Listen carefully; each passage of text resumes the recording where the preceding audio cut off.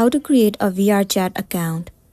It's pretty simple and a quick process, so without any further delay, let's jump right into the video. First thing first, all you gotta do is head over to any of the web browser. Let me move into Safari. Once you're in this page, in the address bar you have to search for VRChat sign up.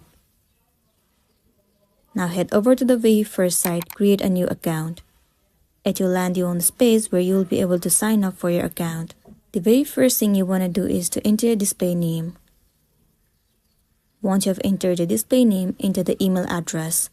For the confirmation, re-enter your email address. After that, you have to create a password for your VRChat account. Once you have created the password, click on this human icon and then tap on create or sign up. Also, you have to enter your birth date.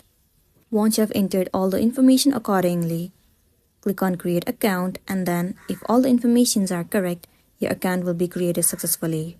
They might also send the verification code on your email address. Copy that code and enter it in the section that you're asked to.